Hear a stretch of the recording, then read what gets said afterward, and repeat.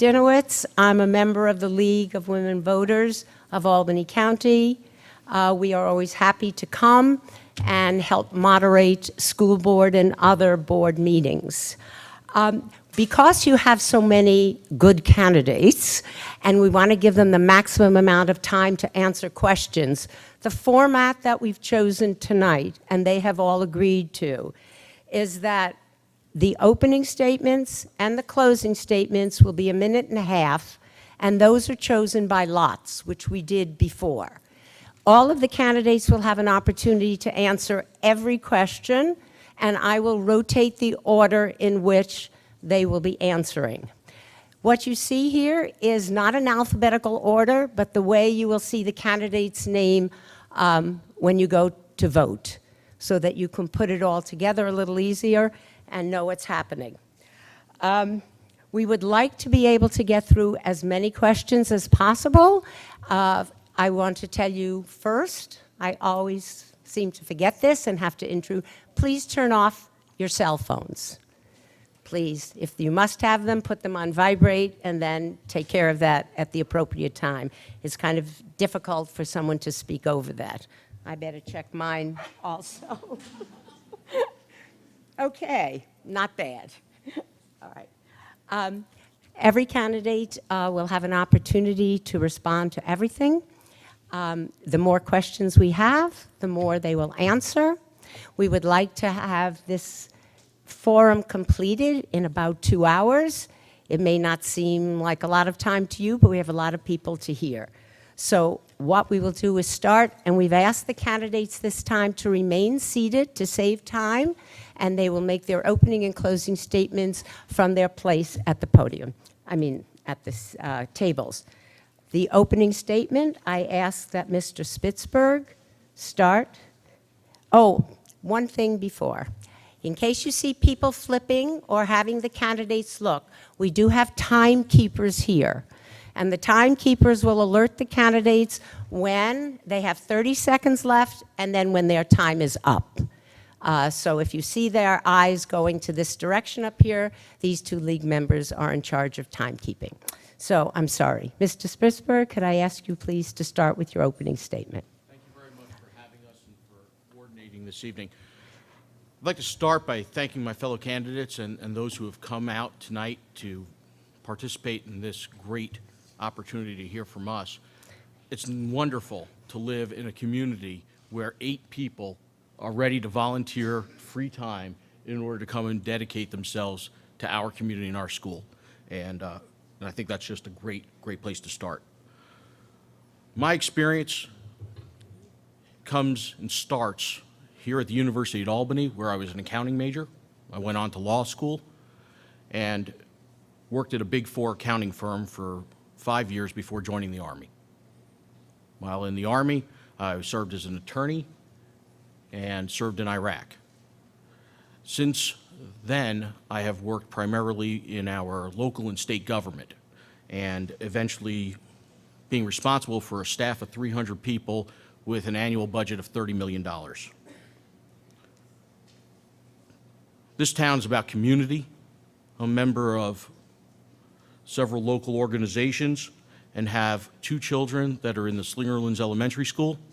I think this is a great opportunity for us to do tremendous things with our community. Thank you. Thank you. Mr. Smith, I believe you are the next speaker. I am. Thank you. Good evening. My name is Eric Smith, and I'm excited to be here tonight as a candidate for the Board of Education. Thank you to the Albany County League of Women Voters for organizing tonight's event, and to the other candidates sharing the stage with me. Most importantly, thank you all for taking the time this evening to learn about me and what I will bring to the district as a Board of Education member. I'm first and foremost a devoted husband and father. My wife Kate and I are the proud parents of our 4th grader Sean and our 1st grader Aiden, both of whom attend Hamagrail. We have been actively engaged in the community since moving to the district in January 2008. I'm a school banking volunteer, and I currently serve as the treasurer on the school's out board, and in the past I've been a junior achievement volunteer. Professionally, I have over 20 years of financial and budgetary experience, and I've spent the last decade serving as a financial executive, developing, managing, and measuring budgets and budget performance within the public, not-for-profit, and governmental sectors. As the parent of 2 elementary students, I wish to serve so that I may offer that perspective to the board, and with my unique professional experience, help to ensure all students receive the programming, support, and opportunities to reach their full potential in a fiscally responsible manner. Thank you. Thank you. Ms. Michelson, you're next, please. Again, I want to thank the League of Women Voters for hosting this event. I want to thank everyone for turning out. I want to thank those who are watching us maybe at a later date on the YouTube video. And also, again, it's so impressive to see such a turnout. I hope this continues and that we can have the same kind of turnout at future board meetings. Why am I running for school board? Basically, education has always been a part of my life. I have went to college with a focus on education. Upon graduation, I became a teacher. Then I went back to school, get a counseling degree, and I was a high school guidance counselor up at Burn Knox Westerlo. Then I had my children, and I decided I wanted to focus on their education, and I chose to stay home with them. And when they entered the school district, I became actively involved in the school, serving at Ellesmere Elementary, starting at the school store, becoming the treasurer, and for 3 years I served as president of the PTA. Over the last few years, I focused on Bethlehem Central Community Foundation, which I helped establish classroom grants for teachers because I wanted to continue to promote excellence among all of our schools, and so I became very involved in creating a grant program for our teachers.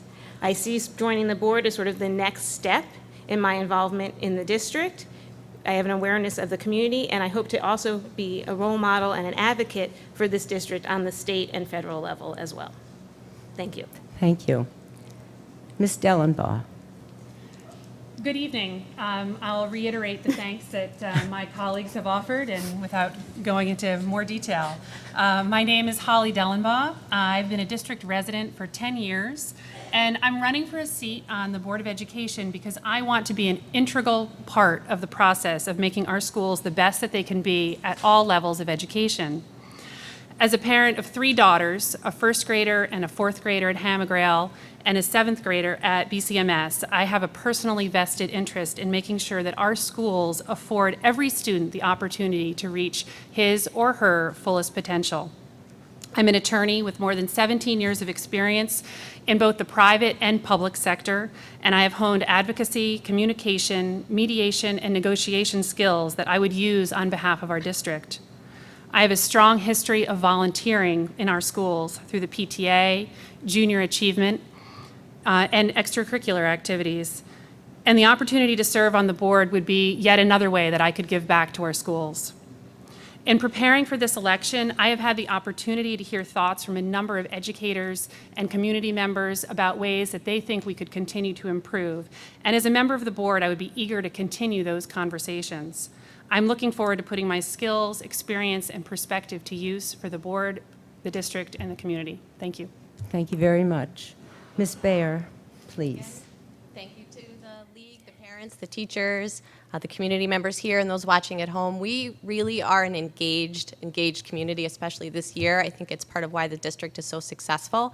It's why I moved here. It's why I'm excited to raise my children here, and it's why I'm honored to be up here tonight as a candidate for the Board of Education. My name is Willow Baer. For those of you who don't know me, I live with my partner Amy here in Del Mar. We have 2 young sons, Maddox and Sam, who are 5 years old and are starting kindergarten in the fall. I am also an attorney with a career in public service and public policy. I'm currently the deputy counsel for the state agency that oversees services for children and adults with developmental disabilities statewide. In that role, I'm charged with regulatory oversight, quality assurance, and budget management. I also have experience as a mediator, a problem solver, a negotiator, a volunteer, and an advocate. I'm appreciative of the importance of problem solving by bringing all the stakeholders to the table and making sure everybody has a voice. I'm here to bring those skills to the Board of Education, as well as to offer a fresh perspective and a little bit of diversity as a member of the community. I am invested in the health and success of our students, of our teachers, and of our district as a whole. Thank you. Thank you very much. Ms. Beck, I believe you're next. Thank you. Good evening. As Ruth indicated, my name is Christine Beck. I wanted to thank my fellow candidates, community members, teachers, and administrators who have come out this evening to support Meet the Candidates Night, and to the League of Women Voters for moderating this important event. My husband Peter and I have been district residents for the past 16 years and have 3 children. My oldest son Kyle graduated from Bethlehem in 2015. My daughter Delaney is currently a junior at the high school, and my son Aiden is a freshman. As a current member of the Board of Education and also a candidate vying for one of the 3 available board seats, I am excited to see the interest that our community has in participating in what I consider one of the most important, satisfying, rewarding, and non-paying positions I have ever held. And it is apparent by the number of candidates that are seated next to me tonight that our community values education. The educational and financial landscape has changed quite a bit since I first ran for this position, but the reasons I ran have not changed. I'm committed to the continued success of education in our district, continued fiscal responsibility, student advocacy, and the preservation of Bethlehem's mission of learning and achievement for all students. The time is now to foster engaged citizenship among our youth and to encourage our community to stand up for the preservation of public education. I've been and continue to be an active member in our community and our schools. I've served in officer positions, chaired numerous committees, and I continue to immerse myself in volunteering to stay connected to our community. Being part of the Bethlehem Central Board of Education was what I considered a natural progression, It is. and Okay. I love it. Thank you. Thank you. She's the, there were several people standing, excuse me a minute. There were several people standing in the back. Are you having trouble hearing or hearing? Is there any problem? Okay, I'm sorry. I just want to make sure all of the citizens could hear everyone. Ms. Moriarty, you're next. Thank you. Thank you to all who are here tonight. Hello, my name is Meredith Moriarty, and I would like to represent you on the school board. I grew up in Bethlehem. I rode my bike with my brother to Hammergrail. I wandered the halls at BCMS, and I ate lunch in this cafeteria as a teenager. As an adult, I left Bethlehem, but I decided to return 5 years ago to raise my children. I knew that Bethlehem was a wonderful community, and the strong school system was a major factor in our decision to move back to Bethlehem. I have a 7-year-old, 5-year-old, and 3-year-old. I am running for the school board because I believe that public education is the backbone of our democracy. I will advocate for our students so that they are able to grow and learn in a cooperative, inclusive, and healthy learning environment. I will support teachers as they balance teaching required curriculum and applying their own expertise to the individual needs of each student, including supporting more time for active play for young children, which studies have shown is the most developmentally appropriate way for them to learn. I will work to ensure that administrators have the funding and resources necessary to effectively run our schools. I will see that the money in our community invests in our school is used efficiently and that taxpayers see the tangible benefits that come from supporting a top-notch school. I would be honored to have your vote on May 16th and represent you on the school board. Thank you. Thank you very much. Dr. Richmond, please. Thank you. Wow, 8th. So I'm Dr. Ryan Richmond. I'm an emergency medicine physician. I've lived in the district for 6, almost 7 years. I'd like to thank the League of Women Voters as well and everyone else here, all the other candidates and the community in general. I think probably from the showing of all the candidates, we can probably all attest that this last year has certainly tried to foster a more sense of civic engagement in the community, especially for those of us who were fairly surprised 7 months ago. And I think with some soul searching, I decided that running for school board would be my way to try to give back to the community. As a physician and a scientist, I feel like it's my job and my responsibility to try to bring evidence-based practice to education. I have 3 wonderful children. My oldest, James, is at Eagle and is a kindergartner. So I'd be delighted to hear all your questions. I can't wait to get into discussing this with everyone, and I'd be delighted to be a school board representative for you. Thank you. Thank you very much. So just so that everyone's clear, every question will be answered by a different person initially, and we will rotate that. And the first question, you may have been the last opening statement person, but the first question will start with you, Dr. Richmond. And this question, all of you can be thinking about because we're just going to have each of you answer. Question number one tonight is, what is the appropriate role of school boards in governing public schools today, and what are your priorities for the district in the coming year? I certainly have multiple priorities. My biggest priority is trying to stretch our vision past the current year into the more distant future. Our school district is unfortunately one that tries to look ahead, but probably doesn't look ahead far enough. The educational landscape is changing so quickly to the point where probably 10 years ago, no one had a phone in their pocket, and now everyone in this room has a supercomputer that has instantaneous access to every piece of information ever. Imagine what it's going to be like in 10 more years. This district has a lot of resources, but we also have a lot of financial burden to the community. So we have to purchase and finance technology and the types of educational equipment that we buy with an eye towards this changing landscape. So I think I answered the second part of your question. I'm not entirely sure if I answered the first. That's probably because I've been 8th and then first. It's like a fantasy football draft here. But I think that the appropriate role of the school board is to guide the district into making those correct decisions. So, Thank you. Ms. Michelson, could you respond, please?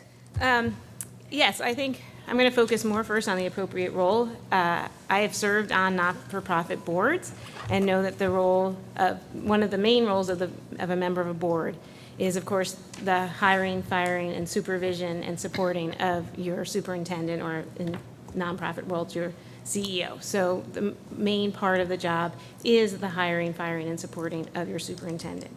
It's also being fiscally responsible, having awareness of the needs of the community, what we want, as well as making sure that we stay within our financial needs. And so being responsible in our decision-making is really a key element of it.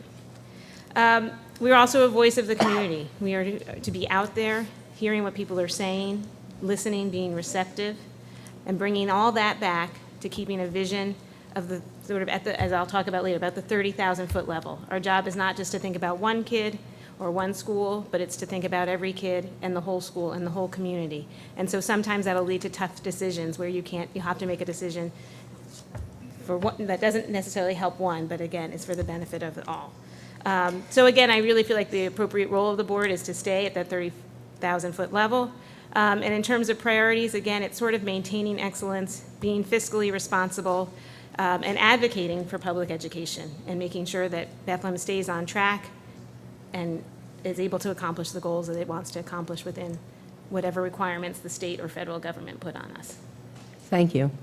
Ms. Dellenbaugh. I see the board's role as being an advocate on behalf of the district, both within the community and to the state. Also, I see the board's role as safeguarding our fiscal resources in our community. It is certainly important to be aware of what those resources are and to make sure that we are providing resources to our schools, but staying within those parameters. I also see the board's role as creating a long-term strategy and a long-term plan for the district and for our schools. I would want to support an ongoing and open conversation with our educators so that the board continues to be aware of what the realities are in the classroom, particularly when faced with changing curriculum. And I would want to provide our educators with the resources that they need to succeed when faced with that changing curriculum. Thank you. Mr. Smith, please. Thank you. I see the role of the board is to set the strategic tone for the district and to act as a fiduciary, protecting the public's asset. Also, an important role of the board is to set the mission and to set metrics to measure the successful execution of the district's mission. And finally, the board's role is to serve as the entity charged with governance of the district and establishing, reviewing policies as needed. My priorities for the first year, if I'm elected, would be to continue to focus on the emotional and social support of all students, to ensure that the resources are allocated in a way that allows all students to take advantage of the opportunities presented to them, and to have an open dialogue with our hardworking teachers, staff, and administrators to ensure that they have the tools needed to do the job that they do so well. Thank you. Thank you. Mr. Spitzberg, please. Thank you. There are two main focus areas for the Board of Education. The first is fiscal and setting the budget and ensuring that our monies are well spent and we stay within an appropriate tax rate. That's the first job that we have to do. As Eric said, we're fiduciaries. We are fiduciaries of the taxpayers, our community. The second area, though, is policy. And it's for us to focus on trying to drive the policy of what's going to happen in our district, whether we're talking about opportunities and options about starting school at different hours, high school earlier and elementary school later. Things like that are important for us to explore, and those are policy ideas for us to lead on. This is a time in our country when financials are changing. Financials are changing. And we don't know what's going to be coming down the line out of the federal government. We heard the governor talk about how that's going to affect our state budgets, and we know how state budgets affect our local school budget. We need people who are adaptable, trained to be able to handle change, unpredictability, assess the situation, make hard decisions, and execute in order to complete the mission. Thank you. Ms. Moriarty, please. Thank you. I believe that the appropriate role of the school board is to ensure that we're working within state law and state policy while still also instilling local control over our schools. I think one of our roles should be advocating for changes at the state level, advocating to the State Board of Ed for changes of educational policy at the state level, using our power as a Board of Education to ask for changes in educational policy. I think our priorities as a school board should be supporting teachers. We cannot give our kids a great education if we can't first support our teachers. I would encourage our teachers to use innovative teaching methods and give them the freedom to explore new ways of teaching and things that they have found work in their classroom. Thank you. Ms. Beck, please.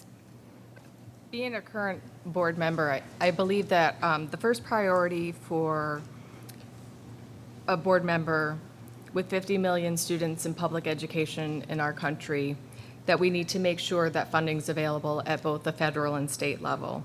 We need to make sure that the students receive a quality education with quality teachers and emerge from our schools being prepared to be critical thinkers, engaged citizens, and be prepared to be out in the workforce or college ready. But the first and foremost is making sure we have the funding to do that. We have to make conscious, thoughtful decisions regarding our budget to ensure that every dollar is spent wisely, that we are paying our teachers appropriately, to make sure we're making appropriate curriculum decisions. Every decision needs to be thoughtful and conscious, because next year we might not have that same type of funding. Also, advocacy for the students. We talk a lot about advocacy, and we need to make sure that the students have a voice, the teachers have a voice, our community members have a voice, and that we have the resources to deliver on that. Thank you. Thank you. And Ms. Bear, please. So the Board of Education is, of course, the governance body for the district.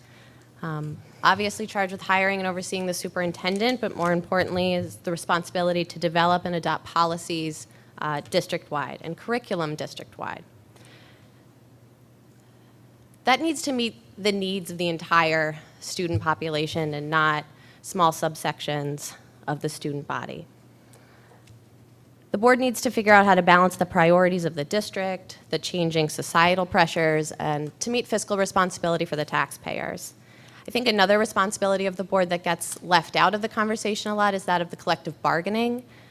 Teachers can't do a good job. They can't walk in the door feeling unsupported, and that's a big role of the board in my mind as well.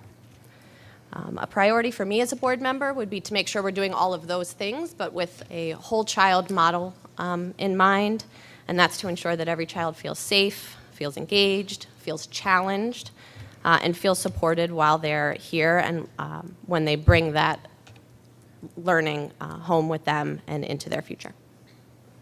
Thank you. For the second question, we'll begin with Ms. Michelson. Second question is this. Please explain your position on the role of academic standards and standardized tests in education. Do you believe the current level of testing is appropriate?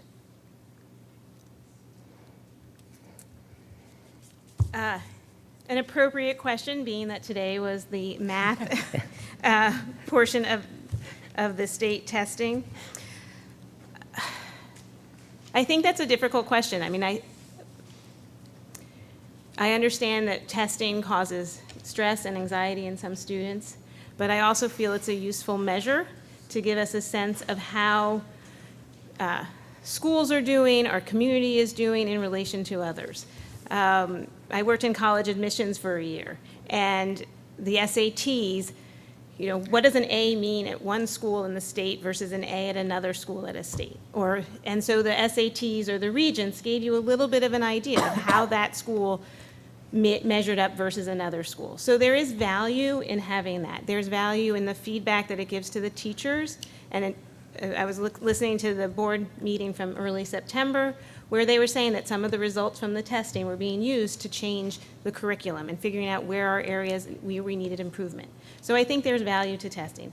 I understand that it does cause anxiety. At the same time, I hope that we can maybe help kids learn how to handle it at a younger age, because at some point they are going to face testing. And so again, when there's less importance on the test, that they then can feel comfortable taking testing, because that will be a component in their life. At the same time, I believe parents know their kids the best, and if it's something that is not within their child's comfort level, I understand if they opt out. Thank you.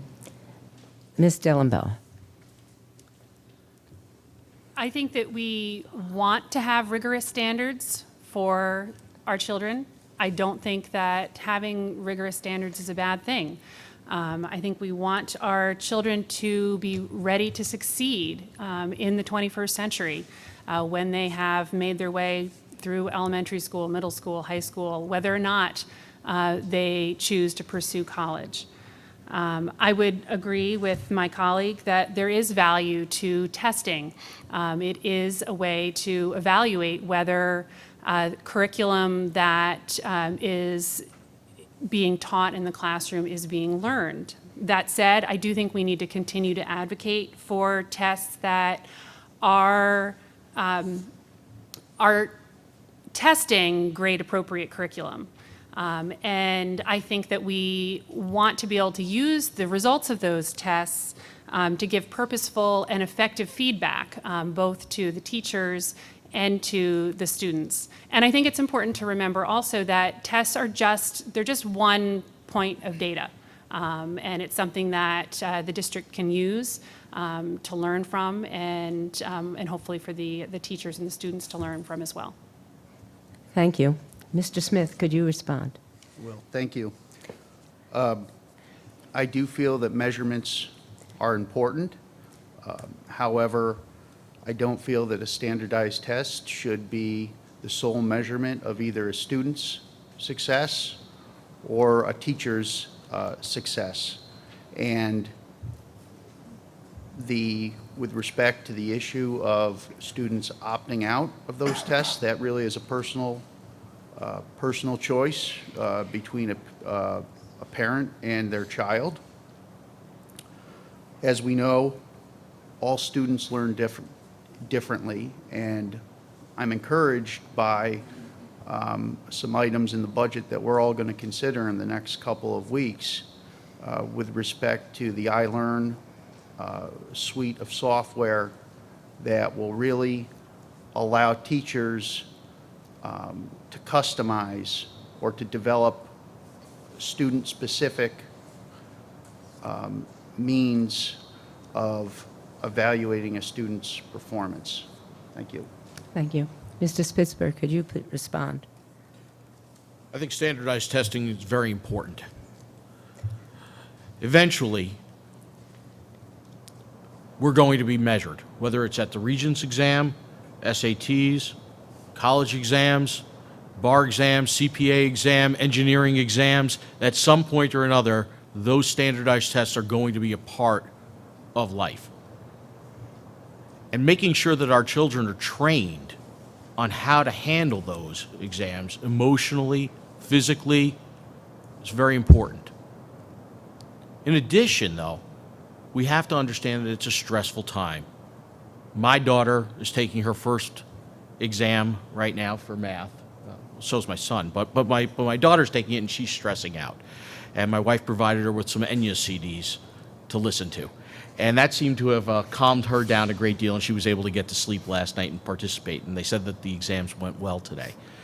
It helps us as parents, as teachers, as community members to figure out where are the areas that need improvement.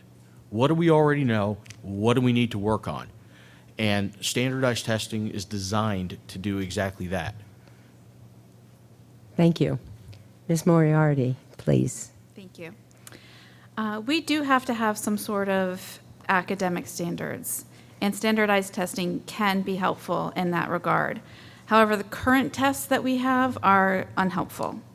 They're not reliable indicators of either teacher performance or student growth. They're often written above grade level. New York State teachers do not have enough input into the questions, and they're not given timely results so that they could help struggling children. We're wasting hours of classroom time to prepare for these tests and spending time actually on these tests that could be spent on actual instruction. Currently, the level of testing is inappropriate because professional organizations have urged the state to change it from the 6 days that we have now to 4 days, and they have not done so. Thank you. Thank you. Okay. Ms. Beck, please. Thank you. If we're referring for academic standards, if we're talking about Common Core, I think Common Core is an effective way to benchmark how a student is performing at their grade level. There were issues, obviously, with how it was implemented, and teachers in the state were not given, well, the state didn't give us proper resources to implement it properly or with the appropriate timeframes. But I'm a believer in the Common Core and think that it's something that we need to have, and it also is working towards making our students critical thinkers and understanding why they're getting the answers that they do, and it's not just math memory. There's much more to it. In regards to over-testing, I do believe there's over-testing. I think that we need to be very thoughtful and make sure that we have testing that's meaningful, that the teachers and students will benefit from, and it's useful information. I am the parent of a student who has severe test anxiety, which started from the ELA changes, which put pressure on the students with more questions, less time. And so I see the effects of that, and we need to be conscientious of that. But also, as a district, we've opted out of testing that we don't find beneficial. So we're no longer participating in being test sites for questions in future exams to alleviate whatever we don't think they can handle. Thank you. Ms. Baer, please. So I do think that standards are important. I think if you're an 8-year-old growing up in Bethlehem, you should have the same right to be educated as you would have as an 8-year-old growing up in any other part of the country. But I don't think that standards are the problem, right? It's the testing that can become problematic when it creates sort of an unintentional role in how we're being educated and the effect that the education's having. So when it disrupts teaching models that are best practice, when it takes away from play-based learning and thematic education in our elementary schools and replaces it with more sort of cookie-cutter test prep, that's a problem. When we try to extrapolate success of our teachers based on some standard score, that's a problem for me. And as Ms. Moriarty stated, I think some of the tests themselves are inadequate. There's a lot of data to suggest that they don't reach all of the students. So do I support standards? Of course I do. I also, as a board member, would continue to support the opt-out that we have supported in the district. And I think that there's a lot of work to do around standards and around testing. Thank you. Dr. Richmond, please. I would echo a lot of the sentiments that everyone else has said.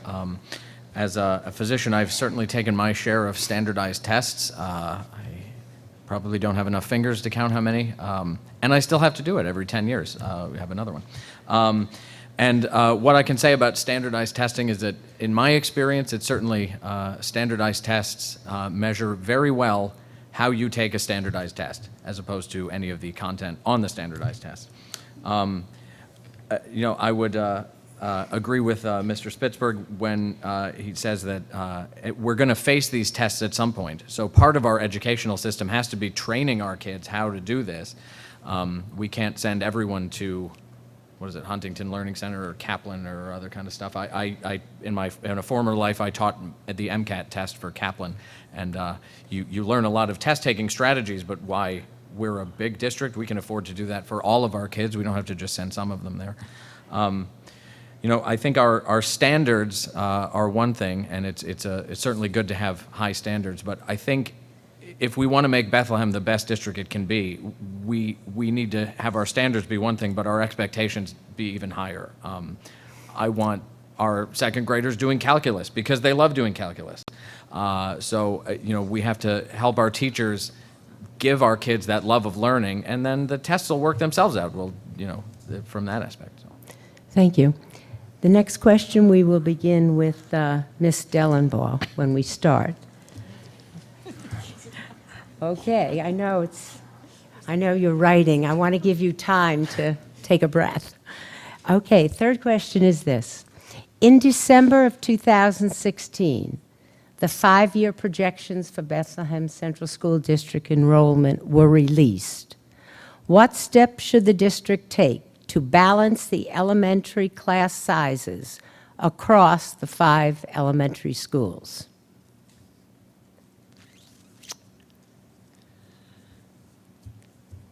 I think that the first thing that the district would want to do is to go back and look again at those enrollment numbers to make sure that not just necessarily 5 years, going 5 years forward, but sort of in general, based on the development of the town and the growth in the town, and what the enrollment might look like. And it would be a challenging thing to do because obviously you're guessing about anything that might be happening in the future.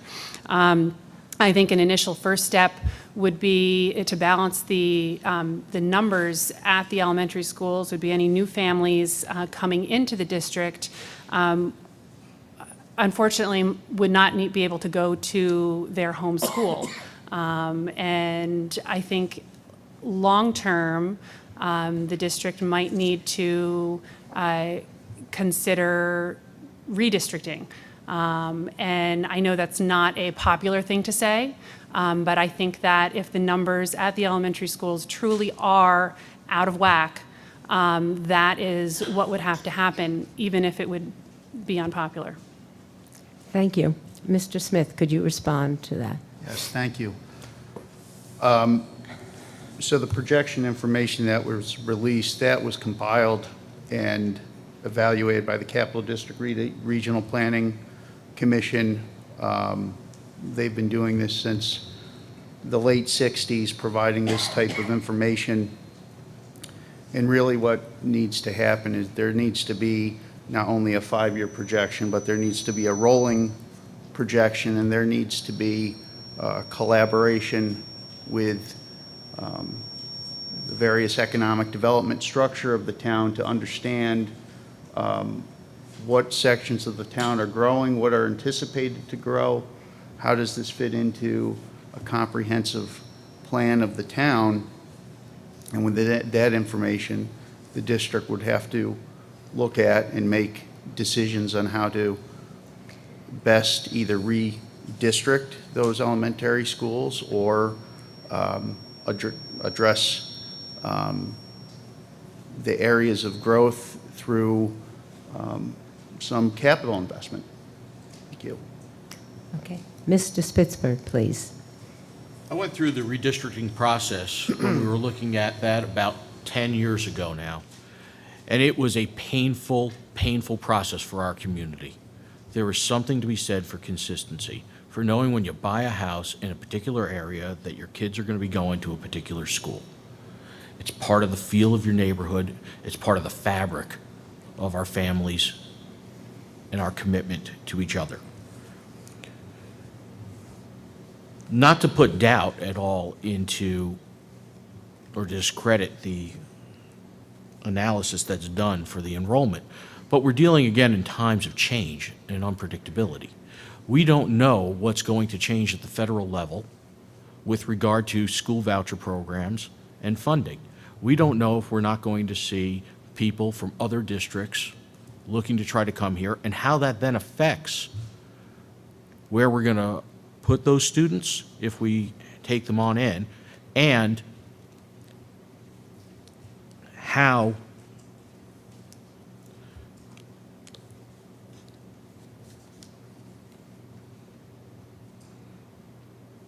the funding will actually potentially increase and change what we're going to be doing with regard to our business as schools. So I'm not in favor of redistricting. It is a painful, it's painful for everybody involved.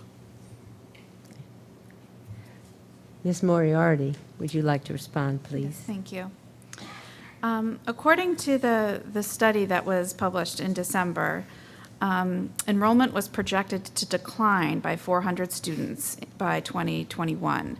However, that study stated specifically that there were 700 potential residential units that were proposed or approved in our town, and those residential units were not factored at all into the projections. The study also did not break down the projections by area. We have no idea. It just simply said K through 5. We have no idea where it saw potential changes to our population, and it did not list anywhere where the proposed new residential units were.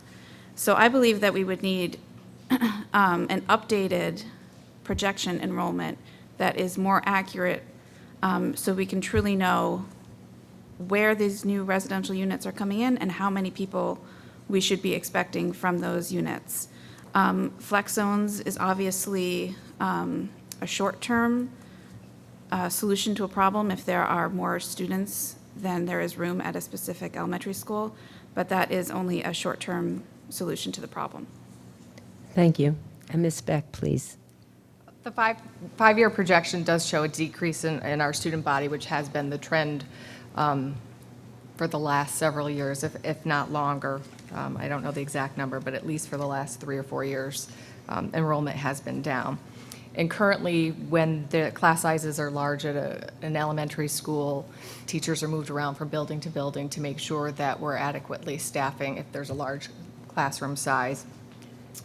But also, as a school board member, we have to make conscious decisions about hiring teachers when we see decreased projections in student enrollment. We want to make sure we retain good quality teachers. We don't want to hire them just to let them go the next year. So I think that's an important aspect to look at. But also to ensure that we do continue to have the community feel that people move into Bethlehem for.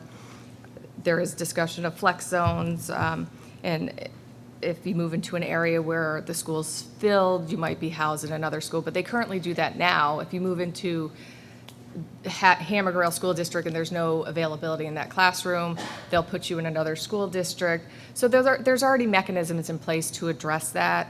But the 5-year projection doesn't take into account like it has apartments listed. It did take into consideration what development was going to be made recently in the next 5 years. So I think some of that is in the projection enrollment, that they took that into consideration. Thank you. And Ms. Baer, please. Thank you. Thank you. So we have seen a decline in enrollment recently, but I think just like anything that cycles, and we are, in my unprofessional opinion, sort of due for that to cycle back around. I attended that board meeting in December. I've reviewed the report. I have to agree that it seems to leave out some of the potential for development. We are a district that people want to move to. I moved here 2 years ago so that I could get my kids here and be in the school district and be a part of this community. And there's a lot of other parents that feel the same way and would love to be here. And I think that there's a very good possibility that that's coming along. So again, I do think that we would want to look at some of those numbers some more. Assuming that there was a comprehensive look done and the board was convinced that it was as accurate as it could be, we would have to look to the district administration for recommendations about facilities, transportation, available staff, and I'm confident that the board would craft the best possible solution. Okay. Dr. Richmond, please. I guess the best way I can answer the question of, if we expect this to be true or not is that I don't think I know, and I don't think anyone knows. These are projections. This is a 5-year time frame. I agree with a lot of people. I can't remember who said it, but this should be done as a rolling basis to see, what we're expecting every single year, and also projecting farther into the future too. I mean, it's not. It's one thing to say, well, in 5 years we're going to have 400 less elementary school students, but my kids are going to be in the district till 2036. So does that mean we shouldn't have sold Clarksville because they're going to build an enormous development down the road? It's possible that we might have missed out on that, and we need to continually readdress these issues instead of just commissioning a study every couple of years to try to anticipate. In terms of redistricting, where I went to elementary school forever ago, we redistrict in a certain sense. Something that I haven't heard anyone talk about, we took a 4 elementary school town and turned it into a K through 3 at 2 of the schools and 3 through 6 at 2 of the schools. So the catchment area for each school was a little bit larger, but you were with a larger population of your own age group. And it seems to work well there. East Greenwich, Rhode Island is where I'm from, and it's the top school district in Rhode Island. So it's certainly an idea worth looking into. Thank you. I have to stop you. Sorry. Ms. Michelson, please. I sort of feel like I was looking at different numbers. When I looked at that presentation and the classroom size, I felt across our elementary school, the average class size was about 21, which from those of us, there are a few of us who have been attending board meetings for quite a few years, and that's a much smaller number than where it had been in the past. Always you're going to have one grade at one school that's slightly larger than the other grades at other schools, and that's just how things happen. And whether parents are willing to move for a smaller school classroom size would be up to them. But I don't, at this point, there's room we have room in some of our schools, and the class size right now is where we want within our guidelines. In terms of in the future, and I was listening to the board's conversation about the flex boundaries.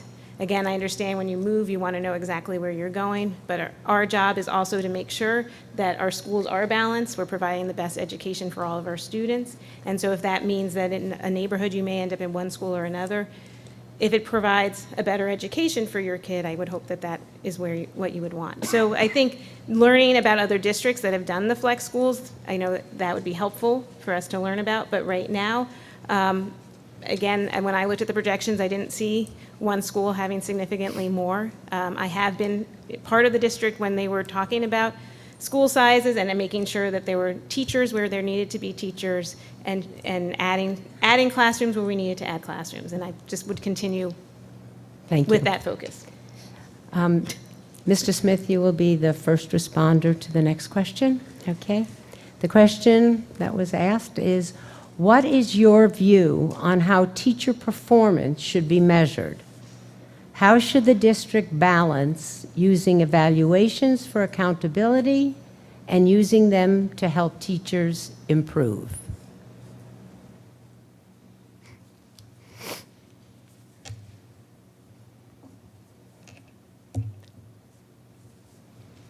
Mr. Smith. Thank you. Sorry, I was writing. I think it's important to measure performance. I know as a professional, I find the feedback that I receive annually, the opportunity to state my goals and accomplishments, to really help me focus my effort for the upcoming year. That having been said, I'm not a teacher, and I think the uniqueness and the gifts that a talented teacher brings to that position cannot be evaluated solely in a quantitative way.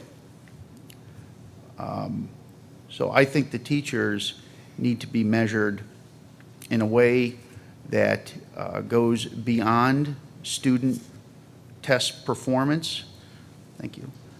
I think it's important to look at the overall health and satisfaction and emotional well-being of our students.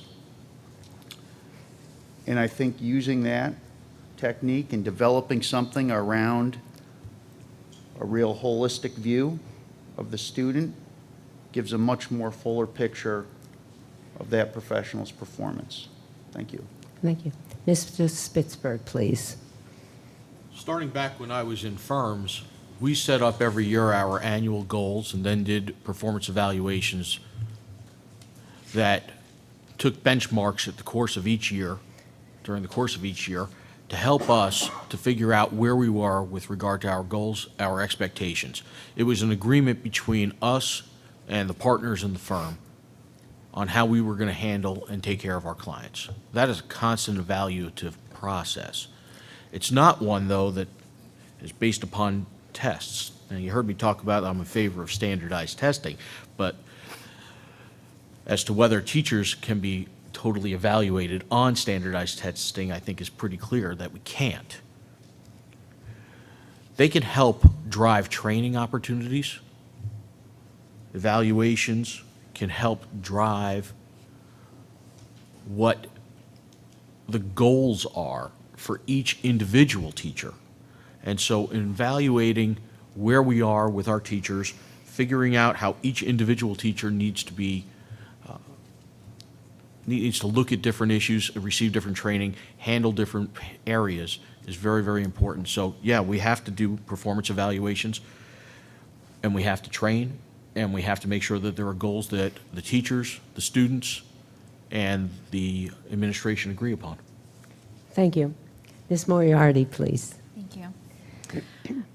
I do not believe that flawed state tests should have a large weight on evaluations. I know that there are currently state policies about how these tests should be used in evaluations, and I believe those state policies need to be looked at and improved. I think that evaluations from people within the school, principals, and other teachers who can observe teachers will help the teachers improve. We need mentor teachers and coaches who can offer their experience and guidance to new and struggling teachers.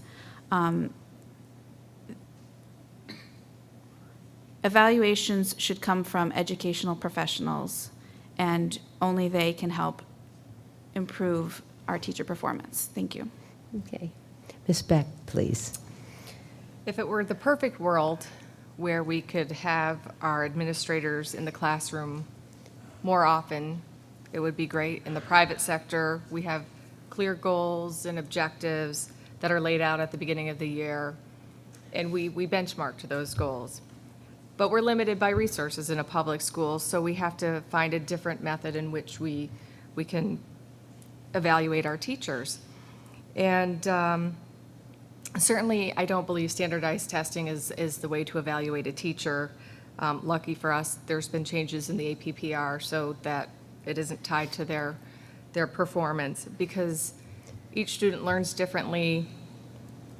Economics play a role in it. You could be the best teacher in the world, but you might not be able to get that student to the next level. So I think we constantly have to find new methods in which we can evaluate the teachers, because we want to make sure that we're giving them the positive reinforcement when it's needed, and we need to be able to recognize when we need to improve a teacher's performance. And the only way that we're going to be able to do that is by having somebody in the classroom looking at the materials that are being taught, and maybe not standardized testing, but looking at the cohort of students in the class and objectively looking at how they're performing at the end of the year. And that's what I think we should be doing. Okay. Ms. Baer, please. Yes, as one of my colleagues said, performance has to be measured. As part of my job, I oversee quality assurance of service providers and services received statewide, and you have to make sure that there's a quality there. We want high-performing teachers. We have high-performing teachers. We have amazing teachers. And regardless of how I feel about standardized testing and the role that it plays, it does play a part of the role. The board is required to see that happens as set forth by state. But we also need to assess through observation and value added by measuring levels of engagement. I think that the changes in the APPR and the ESSA allow us a little more autonomy there, and I, as a board member, would continue to support more implementation of those comprehensive models of assessment.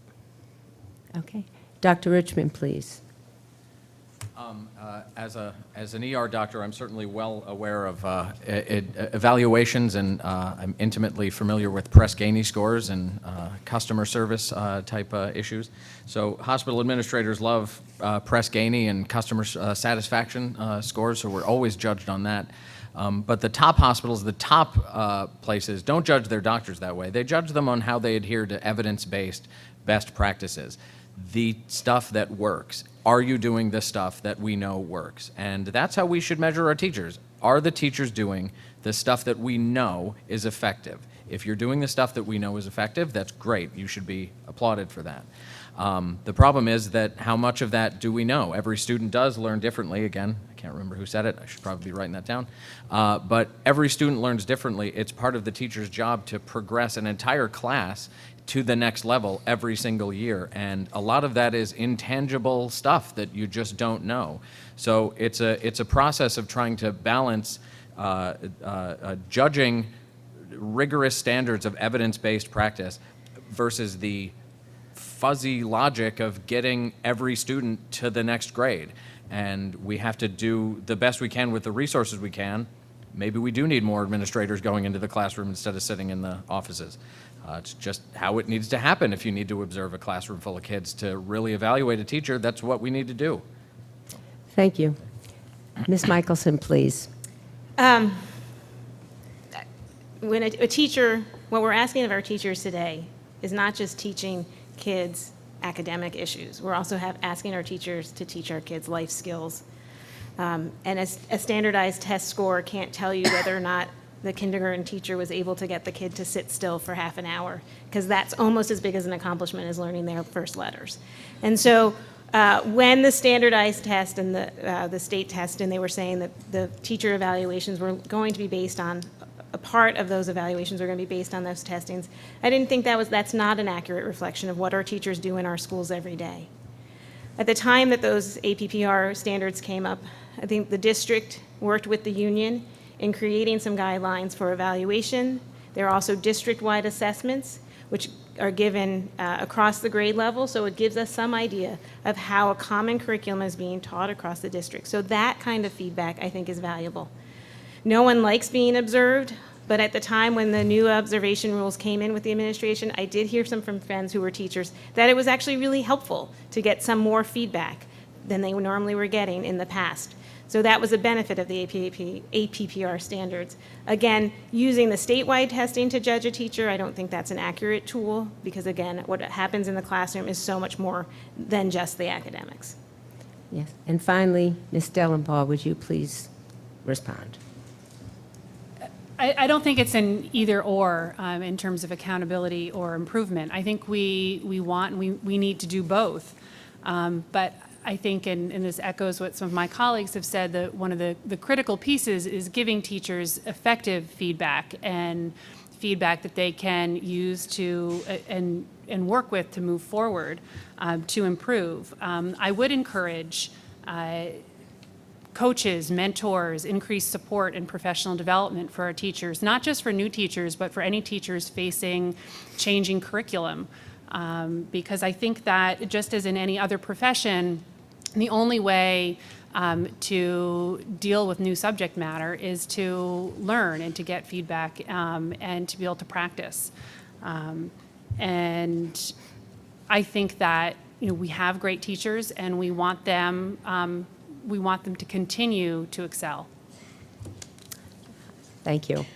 Mr. Spitzberg, everybody, this question is very long, but I actually don't write anything until you've heard the whole question, because I think when you hear it all, you will know your answers right away. Okay. This is recently the American Academy of Pediatrics, the American Academy of Child and Adolescent Psychiatry, the American Medical Association, and the Centers for Disease Control have all come out in favor of school start times of 8:30 a.m. or later for children ages 13 and up. There is strong scientific evidence that this is especially beneficial to high school students. Would you support changing the start time of the high school to 8:30 and establishing a committee of board members, parents, teachers, administrators, and students to tackle the logistics of this change? And I think, Mr. Spitzberg, you begin. Thank you. I am absolutely in favor of us looking at the opportunities associated with changing the start times of our schools. It is a logistical hurdle, but it is something that we need to consider, evaluate, and we have to explore. We know what the science says. We know how sleep works. I watch it in my children. They're in elementary school, and they are up very early every morning. I would love to see them engaged earlier in the morning than they are getting onto the bus at 8:40 every morning. There's an opportunity there. There's certainly an opportunity with high school students to actually be awake in class, and I think there's some positive hope there. So there are some logistical challenges associated with it because we work and live in a community where we have to cooperate with other school districts. So that becomes athletics and things like that also have to play into it. We also have to consider how this is going to affect our schools in, schools out programs at the elementary school age, but it might give us also an opportunity to explore those kind of options at the middle school age with a more focused time on homework and academics in those programs. And we have great programs as it is. So absolutely, I want to be part of that committee. I want to see us explore that, and I want to see us figure out what's the best answer for our students academically. And Ms. Moriarty, please. Thank you. Yes, I would support a change to the 8:30 time. I believe that we have to follow the facts. Adolescents' sleep cycles change. They're not tired until later in the evening, and their bodies have a hard time waking up in the morning, early in the morning. Starting school earlier than 8:30 is counterproductive and harmful to these students. Every school in our area has been presented with this same undeniable information, yet every school is pushing the decision down the road, waiting for everyone to agree on it. I think that someone has to make the first step, and I think that this would be an opportunity for our school district to be a leader in this area.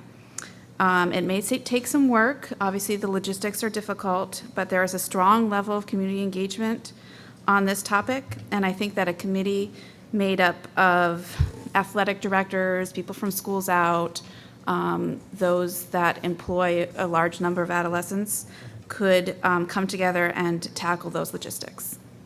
Thank you. Ms. Beck. Well, this conversation has been ongoing all year long, and there's definitely parents who support the movement to a later start time. And a parent of 2 high schoolers, I would support that in a heartbeat. I agree, there's no question in my mind, based on all the information that's been presented over and over again, that a later start time is beneficial to high school students. However, being involved on the school board and knowing the conversations that take place and all of the different intricacies that go into changing the start time, it's not as simple as that. And the superintendent has had discussions with other superintendents of the suburban council schools, and we have to look at internships that our students have after school, childcare for other students.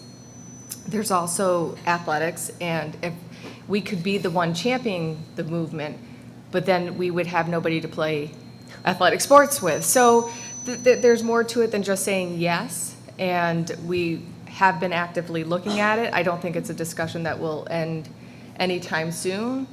But right now, I think we really need to get community involvement across all districts that we participate in if we really want to see this movement occur. Thank you. And Ms. Baer, please. Thanks. So when I mentioned earlier the whole child approach, this is, to me, that's the health piece, that every child has a right to be healthy at school. There is significant science that suggests that starting school this early in this age group is just not a healthy choice for our kids. I've read pretty convincing studies that related to significant behavior issues, poor performance, accidents, health issues. I do think it's something that we owe it to the student body to look at. I get that it's complicated. It's not just after-school athletics. It's people who have after-school jobs. It's our parents who rely on kids to be babysitters. I mean, it's a big issue. It's a union issue. I was a theater kid. We were in rehearsal until 1:00 at night as it was. So it's not just one group of students that would be impacted, but it has been done other places, and it's been done successfully. I've talked to teachers here who say, I can't teach the kids during first period because they're not paying any attention to me, and that's just not a good use of resources for anybody. I know that there are a number of districts who have implemented it, and it's worked, and I think that we owe it to really look at the issue in a real way. Thank you. Dr. Richmond, would you please respond? Yes.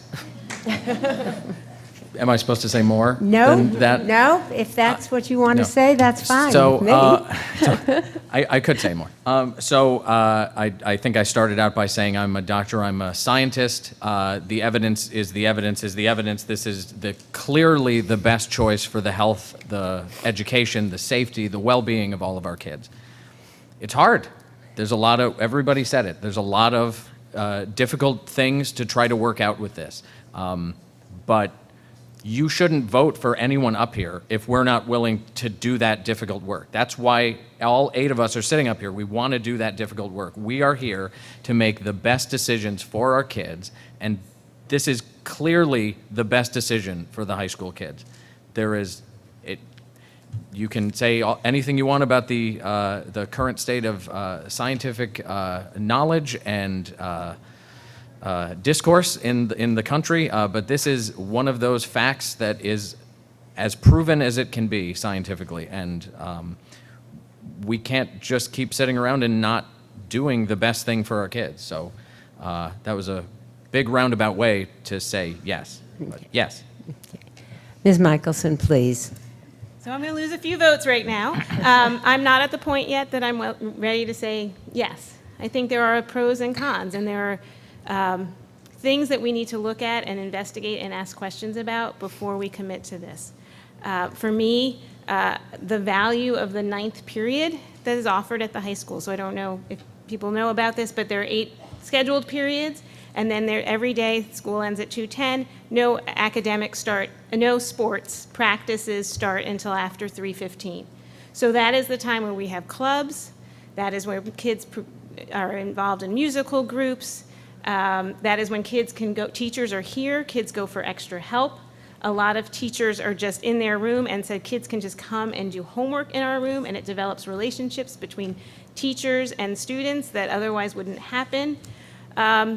And to have kids have to choose between being in choir or being in a sport, or missing class because to go to sports. For me, And the effect of kids who are in elementary school, who are starting earlier. How many of those kids are going to have to get to school at 7:30 and stay until 5:30?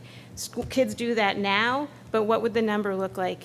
And those things, I think, need to still be discussed, and there needs to be a little bit of back and forth before I'm willing to just say, yes, it needs to be an 8:30 start time. Okay. Ms. Dellenbaugh, please.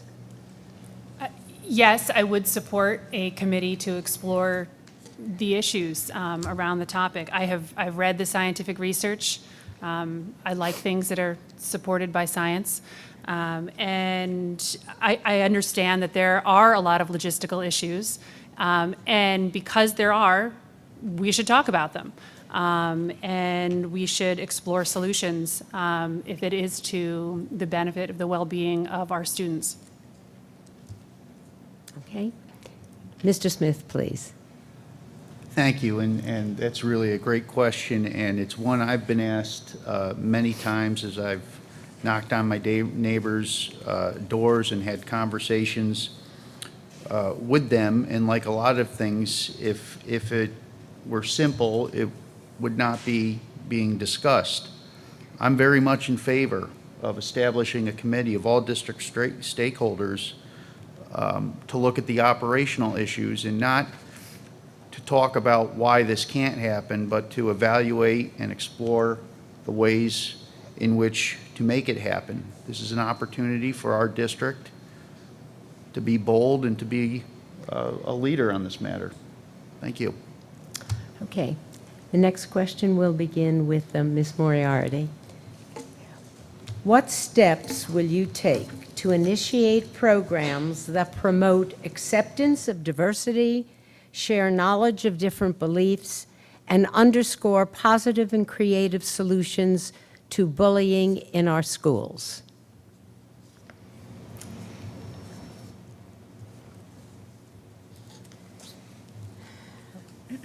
Thank you. Thank you. I think that one of the most important things a school can do is to ensure that the children are safe while they're here. Parents, send children off to school, leave them there for 8 hours, and trust that our school is doing everything it can to keep them safe and healthy. I think that for that reason, protecting our students' mental health is one of the most important things we can do. I know the school has been very proactive, just got the email today about the steps it's taking for Student Mental Health Month, which I appreciate. I think we can go further with that and make sure that all students feel supported. I think that if we could have specific teachers that are known to students as a supportive member of the faculty for whatever reason the child feels the need to go to the teacher, that would be a wonderful way to ensure students have a healthy relationship within the school with a specific member of the faculty. Thank you. Thank you. Ms. Beck, please. Can you repeat that question one more time? That was a Sure. long one. I thought of doing that myself. Oh, good, good. Thank you for putting me up to that. What steps will you take to initiate programs that promote acceptance of diversity, share knowledge of different beliefs, and underscore positive and creative solutions to bullying in our schools? I think this kind of goes with the theme of being an engaged citizen, and as a district, we have an opportunity to encourage our students at the youngest age level possible. And I mean, starting at kindergarten up, integrating those projects that can help benefit others in the classroom, helping those students learn how to be empathetic, caring individuals, and how they can help the community as a whole. And I think if we could build that into part of the curriculum that we offer here at Bethlehem, it's just going to enhance what we currently have, which is, we have a lot of programs right now. We have Buddy Bench, backpack programs, No Place for Hate, character building events, character building breakfasts at the middle school to recognize good deeds. We've implemented unified sports. We have different food programs around the holidays, and community service as a whole, Bethlehem promotes and champions. We have required community service hours in both our lab school and our traditional school. And so I think we're doing a great job, but I think even if we start even at that earliest age level and build it into the program, and we can just be absolutely phenomenal. Thank you. And Ms. Bear, could you respond? Sure, I think that that's a really important question. I think this year, in particular, regardless of your politics, has really highlighted for many of us the importance of that question. And mental and emotional health of our students is a huge priority for me. You can't learn if you don't feel safe. You can't learn if you don't feel supported. You can't learn if you're not comfortable in your own skin or where you are. So that's a big one. I guess as a board member, I would really seek input from students themselves on that topic and how they're feeling and what they think can be done from our counseling staff, which I'm sure has one of the hardest jobs in the school in that regard. Of particular concern is sort of this concept of everything is digital. Everyone has an iPhone. Everyone has an iPad. Kids know ways to bully each other that I wouldn't even be able to understand as a mother. So some sort of a program in digital citizenship, which I know has begun in Bethlehem, and just really global citizenship of our bringing it into our elementary school students so that it starts from the bottom and works its way up through the school district. Thank you. Dr. Richmond, please. Obviously, a wonderful question, and I agree with Ms. Baer about certainly this is the year that we want to ask these questions. It was definitely a jarring transition from assuming that you'd see the first female president to today. Again, regardless of everybody's politics. But I think that the most effective solutions to these issues that I've ever seen presented have always come from the bottom up. So I would echo what my other colleagues have said, that I'd seek a lot of input from the students themselves. It's hard to try to teach the best way to deal with kids that are your own age. My son is in kindergarten, and he has issues on the bus just like every other kindergartner, and it's even hard to tell where his issues are starting and the other kids' issues are stopping. So a lot of that, I think, has to come from the kids themselves to say, I don't like this, and I think we need to change this. To have an avenue and a way for the kids to bring us and bring the teachers and bring the community a fix that they come up with would probably be the best and the most effective solution to the problem. Ms. Michelson, could you respond, please? Yes, I mean, I want to touch on right now one of the district goals this year that they've been showing at the start of every meeting. Right now, a district goal is character, to create and maintain a positive and safe environment that supports the learning and development of all students, guided by the principles of respect and understanding, where the dignity of all students is recognized and protected. So in terms of what steps I would take as a board member, it was to continue to support the administration and the principals and the teachers in accomplishing these goals, maybe making sure that there is regular review of what are the steps that we're taking, what are the programs we're doing, and are they successful. But I think it's already an important part of the district's goals, and it will remain an important part. And then as a steps as a board member is just making sure that we are making the school a safe and comfortable place, open to conversation and learning about each other. But I think there already is a priority in the district for that. And again, my steps as a board would just to be encouraging that and reviewing the process. Ms. Stellenbaugh, please. I think it's critical that we safeguard the dignity of all of the students in our district. And I think that we need to evaluate on an ongoing basis whether the mental health services, the mental health support that we offer in the elementary schools, the middle schools, and at the middle school and at the high school, whether it's satisfactory, whether there are enough resources. I think we need to recognize that it's an ongoing conversation. And when you're talking about issues like bullying, talking about it in elementary school alone isn't enough. You need to continue the conversation and talk about it in middle school and in high school. And I would hope the district would continue to support programs such as a program at the middle school called Beautiful Me, which brings some of the girls together to promote self-esteem and so that they can feel empowered. And it's just as an example of one of the great programs that we have. Yes. Mr. Smith, please. Thank you. Really, it starts with a tone from the top, and that's beyond just the district administration or the board, but it's really throughout the community and setting the example of what is acceptable behavior and what is not acceptable behavior, particularly in the environment that we're currently in, as some of my colleagues here have mentioned. As a board member, I would continue to support and encourage the development of ongoing social and counseling resources to help further develop and create new programs to ensure that that most important tenet of the district's mission, that character piece, is continued to be supported through district resources. I would encourage volunteering to create greater understanding across all of our students and the embracing of the diversity in our district. Thank you. Thank you. And finally, Mr. Spitzberg, please. Thank you.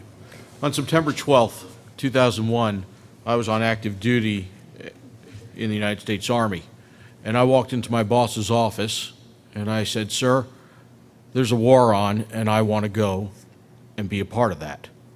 And he said, "Your job is here stateside to provide a safe opportunity for our people to get trained and become combat multipliers, to become people who can save lives." I was working with Army medics. So maintaining that safety and that sanctity of safety within school is very, very important, so that way our students can get the most out of their educational opportunities. We have an opportunity, though, with veterans in the classroom. And for those of you who are not familiar with the program, it's part of state law, where veterans can go ahead and submit their names, get vetted by the New York State Division of Veterans Affairs, and then can actually come in and assist teachers in teaching civics, passing along their own training and experience. And there is nothing as egalitarian as having a drill sergeant yell at you. Okay. Next question will begin with Ms. Beck. I hope I'm getting this correct. Okay, listen please. Another local district is aggressively pursuing a program of inclusion for special education services with virtually no separate special education classes or classrooms. Do you favor this approach for Bethlehem? Why or why not? Wow, that's a tough question. I'm going to repeat it. Thank you. I'm going to repeat it. Another local district is aggressively pursuing a program of inclusion for special education services with virtually no separate special ed classes or classrooms. Do you favor this approach for Bethlehem? Why or why not? And Ms. Beck, you are the first one. I think with that limited information, I don't think I could give a really qualified answer, but what I will say is I've gone into the special ed classrooms or intensive classrooms in Bethlehem and spent time watching what the special ed teachers and the aides do with the students in that room, and I'm talking intensive. I'm not sure that model would work, where it would be no special classes, no special education. I'm not sure the students in that room would be gaining the best education possible without being in that type of environment. However, on a broader spectrum with special ed students, I think you need to look at the skills that each student has, what can they learn from being in a traditional classroom? Are they going to learn social skills from their peers? Are they going to interact? Are they going to be able to move to that next level educationally? And it's going to be a benefit for those students that are in those type of classrooms. So without more information and actually identifying, I can't say 100%, but I think the model that we have here at Bethlehem is really working for the students. And we are going to do what's in the best interest of the students that are in our program. I appreciate your answer. Ms. Baer, please. So this is a question that hits really close to home for me as a mom of a student who receives special education services, as well as an attorney who works to oversee services for disabled individuals around the state. Inclusion is the goal. Inclusion is important. Having children in the least restrictive setting possible is where we want them to be. I have to echo Ms. Beck's thoughts, however, that there are a lot of conflicting priorities there that I would need to look at. I mean, I have a son who receives special education services and a son who is a sort of high-end achiever, and they have different needs and they need different things, and I have to make different decisions for each of them, and I have to balance their needs when making those decisions. And that's something that's done district-wide, and it's a constant struggle. So based on that hypothetical as it's posed, it seems I would need more information. Thank you. Dr. Richmond, please. Thanks. I think that the term special education in the, again, hypothetical question is probably a little too broad. I'm sure this would work wonderful for some kids who get special education services. The idea of including them in a classroom where they can be taught by teachers, aides, as well as their peers would work great. But for other kids who need more intensive services, it probably wouldn't work well at all. I think the goal of education in general should be individualized education for each child. We all have said this multiple times, I believe, but every child learns differently. Every person learns differently. We want to create a community of lifelong learners, kids who love just being curious and love learning things and love just figuring out new ways of doing stuff. And we need to do that for every child, not just people in regular classes or special ed classes, combined classes, every class. Again, a hypothetical question with not a lot of detail, hard to necessarily just give a yes to that, but I would certainly support it in a limited way for the kids who would benefit. And we would, on a case-by-case basis, try to do the best thing for each child in each situation. Yes. Ms. Michelson, please. I'm going to agree with the others who have spoken. At this point with that question, there's not enough information to make a determination of whether that's to the benefit or not to the benefit of our students and the reason why the school district is doing this. All I can say is when Kathy Johnson was doing the presentation on special ed services with the budget, she talked about the survey that parents responded to about the services that were received in the district. First of all, the response rate, and I'm kind of looking to you for numbers, but response rate was significantly higher than they expected the response rate to be, and the positive response was 96%. Which was also much higher than they expected. And I would think a survey, when you're asked about services, if you're not happy, that's usually the people who respond to surveys. So the fact that there was quite a lot of that many people who are receiving special ed services in our district responded to the survey to begin with and responded positively makes me feel that right now what we're doing for our district and for our kids is the right thing. Again, if there becomes some community interest in looking at other options, I would again defer to our special ed department, and I would also do the research to learn more about the topic so that I can be more informed. But the question as it phrased now, I cannot express an opinion. Thank you. Ms. Dellenbaugh, please. I'm going to agree that I think it's hard to give an answer because I think it does depend on the needs of the students and what services are required. Where possible, I think co-taught classrooms can be great. They can work really well. When my oldest child was in second grade, she was in a co-taught classroom with children that were getting special education services, and it worked well for everybody in the class. But the goal is to meet the needs of the student, and you may have a student with special needs that that kind of an environment would not work well. So again, I think it's too tricky of a question to answer without more information. Okay. Mr. Smith, please. I'll echo many of the comments made that is, it's an intriguing scenario, but it's a general question, and my approach would be to defer to the expertise of our special education professionals, because ultimately, the important thing is what's the best environment for each student to be able to succeed, and I don't know that it can be painted with a broad brush, and I would certainly look to their expertise to determine how to best balance the developmental needs of those students with allowing them to reach their fullest potential.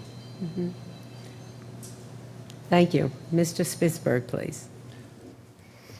I'm certainly open to exploring this, but I think one of the key stakeholders that we're not talking about is parents. And parents know their children better than we will. And it's important to get their input about how their children ought to be getting their children's education when we're talking about individuals, especially when we're talking about individuals with special needs. But this also ties right back into our last question, because it touches on diversity. Students learn from each other. Students learn from the opportunity to be with people who are different than themselves. Opportunities for everybody to grow together. And so there very often can be very positive interactions for everybody who's involved in an included setting. It's not just for those who are traditionally receiving special education services. We all learn. This gets to the idea that we don't judge people the way they look. We judge people on who they are and the actions that they take. And this is an educational opportunity for everybody in the entire classroom. Thank you. Ms. Moriarty, please. I don't have a degree in special education, so I would certainly defer to what our experts in our special education department would say about this. I generally would hesitate to make a bright line rule about something such as this. I think our teachers right now work very hard to find the appropriate classroom for each child, and I think we should respect that process. The teachers work with parents and the students to determine what would be the most appropriate place. Obviously, I'm in favor of the highest level of inclusion that's appropriate for each individual child, but I would not want to push a child who would learn better in an intensive classroom. Thank you. Thank you. Next question, we'll begin with you, Ms. Fair. Next question. What are your thoughts regarding the Clarksville Elementary School? Okay. That was short. So when Clarksville was closed, I hadn't yet moved to the district, and I wasn't engaged in the process at the time that was reviewed and that occurred. I have been here since, where it's been, the sale of the building has been discussed. I've been at board meetings where it's come up, as well as the community forum. And I probably had a pretty skeptical opinion about the sale of the building until I went to the community forum, and I saw tons of residents turn out and talk about their kids that are my child's age riding on a school bus for 2 hours a day. And I have to say that really impacted my thought process around the Clarksville School. And as a board member, I would just really want to make sure that our projections are right, they're reliable, that we're really thinking ahead, not just the next 3 years, but longer than that. It's a decision that can't be undone. So it's something that I think we need to look closely at before making a decision. Dr. Richmond, please. I would agree. We moved to the district just as Clarksville was closing, so we got to play on the playground once or twice, but apart from that, we never got to experience the building itself. But we have friends that live down near Clarksville, and their kids are entering the school district now and looking at the same thing, a bus ride of an hour, each way. And certainly, over the course of 5 or 10 years, technology will probably change where we'll be able to do smaller buses, and a lot of other different transportation options will probably arise. But that doesn't change the fact that the projections are just projections, and there's a lot of land out there. You never know what kind of houses are going to be built, and then there's a lot more kids that are being shipped an hour each way. We're a lucky community that we're very, I guess, close together for most of the district residents. The 5 elementary schools are within, a couple of miles of each other, but we have a large catchment area, and that doesn't include the more remote parts of town. It's kind of a foregone conclusion that the building itself will be sold. I hope we get a great deal. I hope we put away some of that money just in case another building needs to be built. But I certainly would have looked long and hard at the 10, 15, 20-year projections to try to make a best case decision. Thank you. Ms. Michelson, please. I want to acknowledge that there are some people who really will only be happy if Clarksville reopens as an elementary school. But I also listened to the community forum, and I heard a lot of people who didn't want to see that building be empty and left sitting until there maybe was a point in time when we needed to use needed the room for that school. I listened. I really wanted to hear if people felt up in Clarksville that the sheriff's department was a poor neighbor. That was not what I heard, and actually felt that there was actually a nice rapport, and that the offer for more use of the building, both for Clarksville community and the social services that possibly could be in that building, and how we could affect families and children in a way that right now currently isn't being offered to them. I think the idea, we always have to balance both the needs of individuals and smaller communities and the larger community and the cost. If the part of the decision was the fact that an elementary school is not just a teacher, we also would be paying for principals and support staff. And the tricky thing with the whole closing was that we never got to see, if we kept Clarksville open, what else would we lose? And that's always at that budget time, it's just a challenging question, and I understand that it's hard, but okay, I have to stop. Sorry. Ms. Dallenbaugh, please. I would agree that I think it's talking about Clarksville for a number of people in the district. It's a very emotional issue. It was their home school. I know I would probably have the same reaction if you were talking about closing Hammergrail, where my kids are at school. And so I get that. We are where we are now. Obviously, we can't go back into the past, and now, we don't want to have an empty building sitting there. If for no other reason than I think it would be fiscally irresponsible. And as I said at the outset tonight, I think one of the jobs of the board is to safeguard the district's fiscal resources. Thank you. Mr. Smith. Thank you. I attended the forum held and where the discussion of the future of Clarksville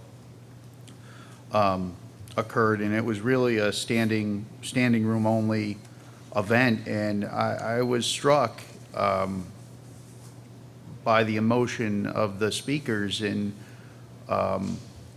really how much that building means to them.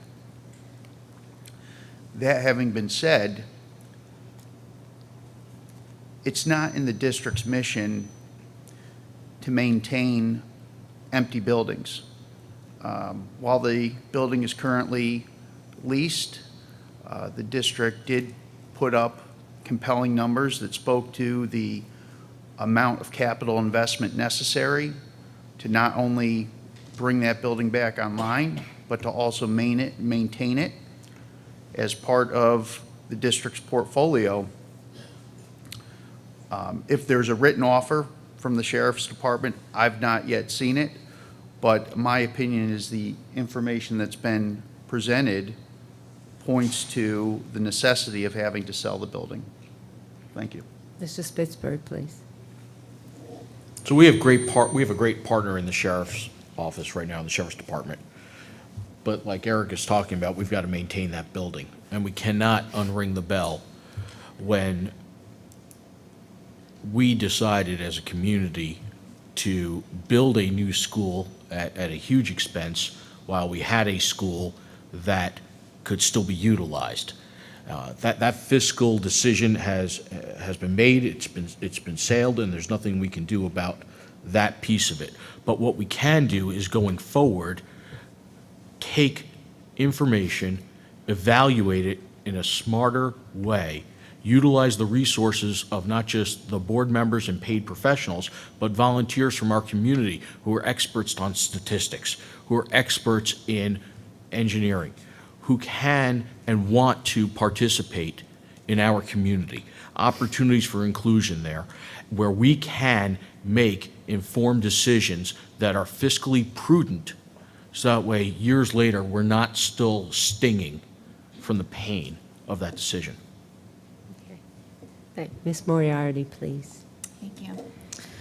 I think that the Board of Education in the past did a real injustice to the residents of Clarksville. I think it was a destructive choice to close that school and also simply kick the final decision down the road, despite the fact that it may not be possible now to undo those actions. I think we owe it to the Clarksville community to really improve education for their families. My parents live in the last house in the entire district, up on New Scotland Road, close to Thatcher Park Road turnoff. So that's how far away our district goes. I spoke with their next door neighbors who have 4 children under the age of 9, and their kindergartner spends, well, all of their children, but it's especially disturbing when you think of a 5-year-old, spends an hour on the bus each way to school. That's 2 hours a day on a bus. That means when they're in high school, they'll be waiting for the bus at 6 a.m. perhaps, depending on what the school hours are at that point. I think we need to do something to improve transportation for the Clarksville families, including adding more bus routes, so that they're not forced to go on these incredibly long bus rides. Thank you. And finally, Ms. Beck, please. I was not part of the original discussions on Clarksville, but I remember asking Les Loomis when the discussions were with the community, how are we going to pay for the administration in a 6th elementary building? And he really just said, well, it's Bethlehem and the community's going to support it. Well, here we are, and Clarksville is closed. So I still ask the same question of our district, how are we going to support a 6th elementary school? And I understand definitely the community value of having a school in Clarksville. But I don't want us to regret the decision that occurred years ago. So I think right now, based on the responses from the community, that there's still further discussion to be had. But as a current board member, there is a fiscal responsibility to the district to make sure we're utilizing that building in an appropriate fashion, we're gaining revenue. But I'm personally not at a point that I feel comfortable making that decision yet. And I think that there's enough community members that it should be put to a vote in our community. Thank you. I've been alerted by my fellow league members of the time. So this will be our last question before the closing statements. And we will begin, Dr. Richmond, you will be the first. Please comment if you will support booster-funded coaches and athletic purchases if subject to school district budget cuts. Can you repeat that? Yeah. Okay, I'll reread it. I did not write it, but I am reading it. Please We love the comment. question, though. everybody, just Please because- comment if you will support booster-funded coaches and athletic purchases. I guess they mean if that is subject to budget school district cuts. So, please, Dr. Ishii, would you begin? I can comment that I would certainly support the community coming together and providing extra support to any athletic programs that we have. Certainly, we want to try to give all of our athletic programs what they need through the budget process. But again, to echo what everyone else has said, the board has a financial responsibility to the citizens of the district to be stewards of the budget. If we can go outside of that budget process to have boosters and supporters give extra money, I think that's a wonderful thing. You know, in New York State, school districts and school boards are certainly hamstrung in a certain sense to not have the ability to raise different types of monies, but we certainly have options open to us, you know, through the community and boosters, through working with Bethlehem and IDA with pilot funds and trying to come up with programs to maximize the amount of revenue that we can bring in outside of taxes. You know, if the only funding that we have is our tax base, then we won't have a tax base because everyone will move away. So it's part of the board's responsibility to do whatever we can to bring in any more money that we can. And if you know, coaches and students and staff support the boosters, we should booster the boosters. Thank you. Ms. Michelson, please. I'm going to admit I'm a little confused by the question, because I'm, you know, currently, well, during the budget cuts, there were a lot of cuts to athletics, and the booster clubs came in. The hockey club, for example, said we would support, we'll raise money to pay for the ice. The district accepted that. The board has accepted donations from booster clubs. I know with the new athletic director, he became very focused on making sure our budget covered our coaches and that it wasn't the responsibility of the booster clubs. Again, booster clubs still currently raise money and give back to the district. I don't think we'll ever discourage that or it'll stop. People want to support their students in the sports. I think the one concern I would have is if one sport was raising lots of money and we were able to get the best equipment for their team and the other, it was not equally distributed. I think that's where a concern would come with saying, yes, booster clubs can pay all this money for just one team. Again, we want to make sure we're promoting athletics for all of our students across the district. And again, the state has very much a very clear, there's no pay to play. And we want to make sure that that doesn't become an influence of the booster club saying you have to give us this money for your kid to be on the team. So again, I'm in support of the district accepting funding currently. I'm also very much in support of the district funding what needs to be funded, and so that there is less reliance on Thank you. fundraising. Ms. Dallenbaugh. I agree with what Patty is saying about making sure that we're not put in a position where one sport, one team has the best equipment out there and one doesn't. I think that that we should continue to support money that parents have fundraised for extracurricular activities. Parents do a lot of work fundraising, not just for athletics, but also for PTAs at the elementary school level. And the PTA at Hammergrail, I know, does a lot of work trying to enrich the academic and social needs of the students there. And I know the same is true from talking to people at other elementary schools. And the Music Association is another example of how our parents make donations and that benefits all of our students. So I think that with respect to athletics specifically, I think it's something that that we should continue to be open to in the same way that we are in other areas, but we want to make sure that that it is fair across the board. Thank you. And Mr. Smith, please. Thank you. So, having prepared and managed budgets for many years, one thing that when we talk about budgeting, it's always easier to imagine a larger pie, right? A larger pool of resources, but we all know the reality oftentimes does not lend itself to that thinking, and hard decisions have to be made. I think with the current budget that's been adopted by the board, with the modest 1% increases in spending and in the tax cap rate, and the substantial reserves that the district has to mitigate or to hedge against events such as 2008, hopefully we will continue for many years to be able to fund all of our programs through the budget process.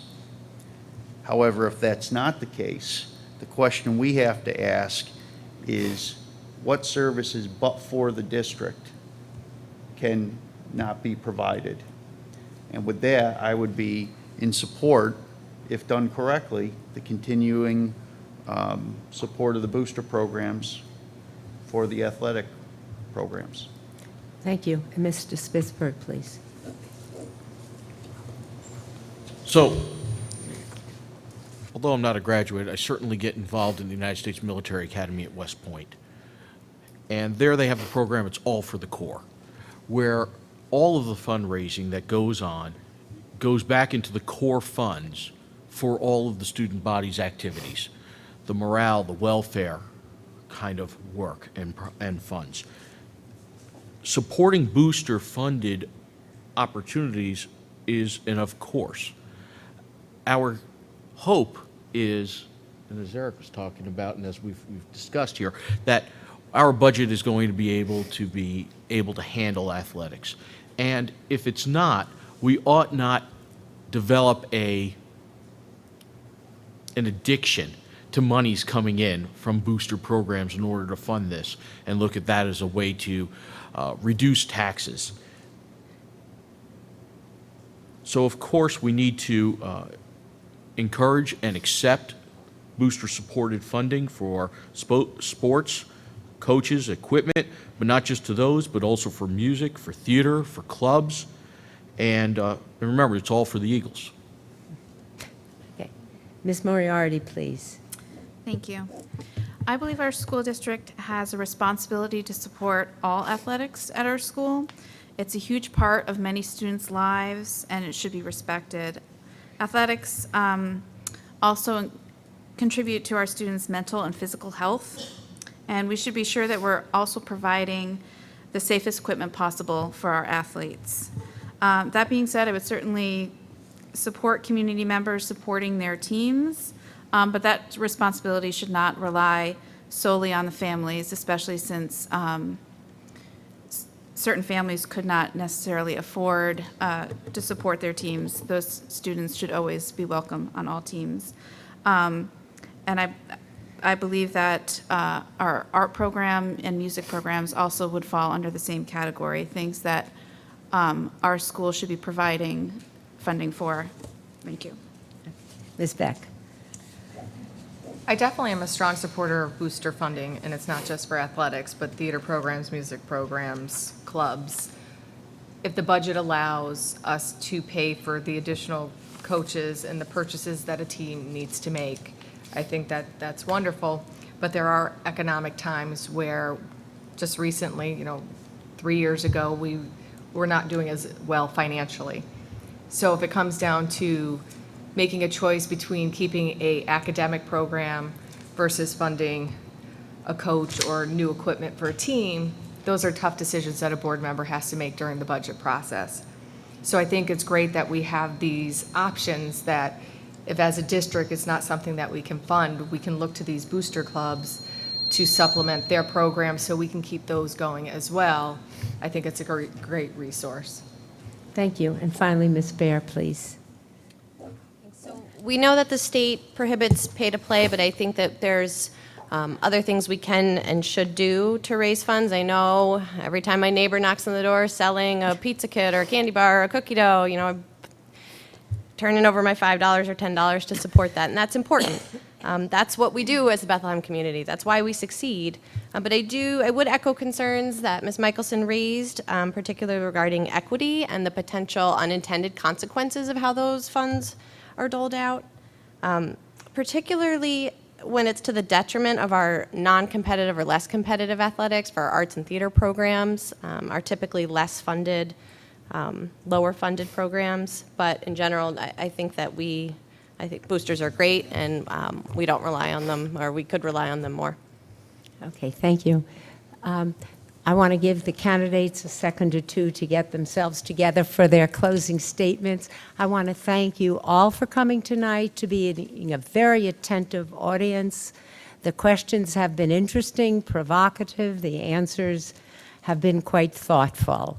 I just ask that let's hold the applause till the end, and that way you can all get home before the next rain starts. Okay, the first person for a closing statement is Ms. Dellenbaugh. I want to thank you all for coming. I think it's great that this event is so well attended tonight, and I think it speaks volumes about the engagement in our community and the passion that people have for our schools. My youngest child is in first grade, so that means I have a lot of years ahead in the district. I'm going to be a parent. I'm not even going to count how many more years in the district. And I want to make sure that our district remains a leader in education. I feel that my perspective, both as a parent and my professional experience, can add value to board discussions that will serve the district as well as the larger community. And I ask for your vote on May 16th. Thank you. Ms. Beck, you're the second person. It's been a privilege to, It has been a privilege to serve on the Board of Education for the last 3 years, a responsibility that I haven't taken lightly or for granted. I've been part of a 7-member group that has been responsible for overseeing the decisions that impact and improve the education of our children. It is imperative that our community choose the individuals carefully and thoughtfully when casting their vote on May 16th. Everyone here in this room tonight, community members, parents, students, teachers, and administrators have come together because education is a priority. It takes a village to ensure that our mission of improved learning and achievement for all students is attainable. I possess the qualifications and the skills necessary to be an effective board member. I'm an engaged citizen who wants to make a difference in our community and our schools. I'm not afraid to ask hard questions, advocate on behalf of our students or teachers, promote continued transparency and open communication, and represent our community on issues they feel are important. Bethlehem has been leading the way with teaching our students how to be critical thinkers, building partnerships with our community, championing programs that will address the rising mental health issues of our student population, finding opportunities to integrate appropriate technology in the classroom, and always looking for ways to improve our educational course offerings. The last 3 years have allowed me the opportunity to be part of the decisions that affect our children, and it would be an honor once again to serve on the Board of Education, and I look forward to your continued support to re-elect Beck on May 16th. Thank you. Let me see. Ms. Michelson, I'm sorry. That's You're okay. the next one. Number 3 was my number today. Yes, I it looked. was. Although number 2 on the ballot. Again, I want to thank everyone for being here tonight, and I'm just so impressed by the quality of people that are sitting at this table tonight. The district will be in good hands, so that is wonderful.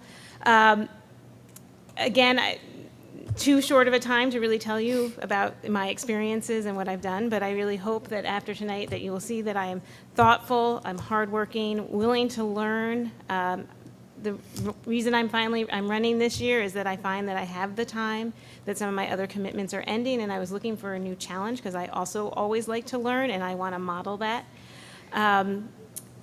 My background in education, I care about the whole student. There's more than just what we learn in the textbook. There's how to be a good person. There's the athletics, there's the arts, there's the whole person. And there's also many different meanings of success, what makes a successful child and what will make them successful when they graduate from high school. In my experience and guidance, I have seen that. And I want to continue to support the district and the teachers and the community members and the taxpayers in creating value and a wonderful experience for all our students. And I hope you'll vote for me, Patty Michelson, on May 16th. Thank you very much. Thank you. And Mr. Smith, please. Thank you. Thank you for moderating this evening, by the way. advocating for student success, providing the resources for the talented and hardworking teachers and professionals of the district, and creating economic value for district residents are my priorities.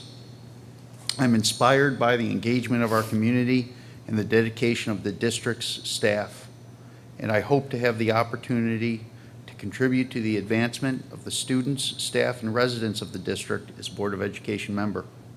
I look forward to working collectively to advance the district's mission, and I'm firmly committed to the 3 tenets of that mission: knowledge, character, and value. I'm asking for your vote on May 16th, and I appreciate your consideration. Thank you all. Ms. Moriarty, please. Thank you for taking the time to come here tonight and for your thought-provoking questions. I would also like to thank my fellow candidates for their candor and their illuminating comments. We are all here because we care deeply about the future of our schools and our students, and I'm grateful that we have such an engaged community. I'm dedicated to this school district, both as a proud alumna and as a parent who will have children attending the schools for the next 15 years. I believe I have the qualities necessary to help maintain our school's academic successes, but I also value the education of the student as a whole. This includes ensuring that art, music, and sports programs have adequate funding.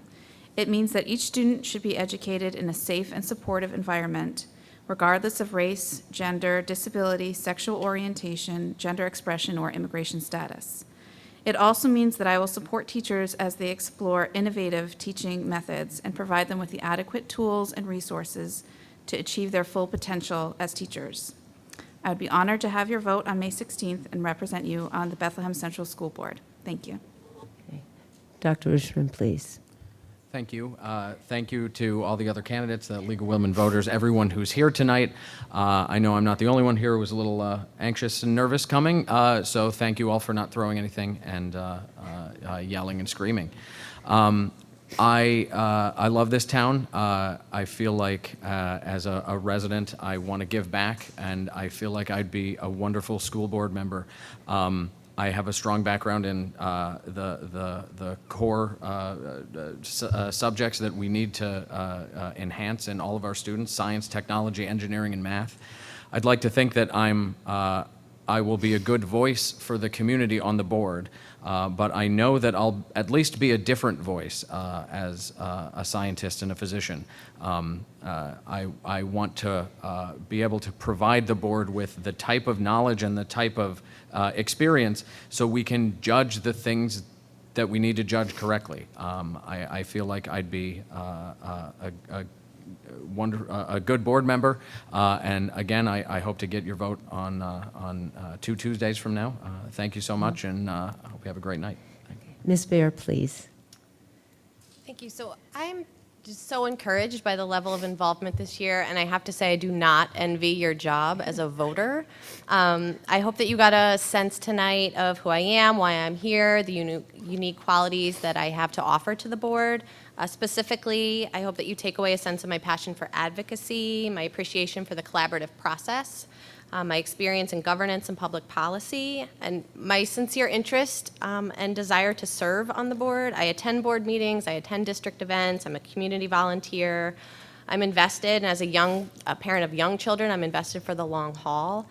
I'll be around afterwards if you have follow-up questions. I strongly feel like the board should be a cross-section of the community. So if I'm someone you feel like stands for some of the same things you stand for, or I would ask some of the critical questions that you would ask at a board meeting, or I'm someone that you would feel comfortable contacting with a question, then I hope you'll go all the way down to the bottom of the ballot and vote for me on May 16th. And finally, Mr. Spitzberg, please. Thank you. Again, when we started out tonight, we talked about the importance of how many people are involved here in our community, in the fabric of our community. Well, that continued throughout the entire course of the evening. Additionally, though, I want to concentrate a little bit now on my last minute about me. So I've got significant experience as an accountant and an attorney, managing very, very large budgets, 300-plus staff members, participating in labor management organizations, working with unionized staff. I've answered the bell when my community has asked me to go places and do things, to make hard decisions. I'm a decisive and tested leader. I'm open-minded, though, towards exploring different opportunities, different school start hours, different opportunities with schools out, bringing veterans into the classroom, and continuing our incredible process with technology in the classroom. Our Chromebook experience has been phenomenal. When we're looking at the school board, understand that it's about budgets, policy. I'm a fiscal conservative, but understand that there's the right way, the wrong way to spend dollars. I want to see us do it the right way. Thank you. And I would like to be the first to say how much this night was. I thank all the candidates.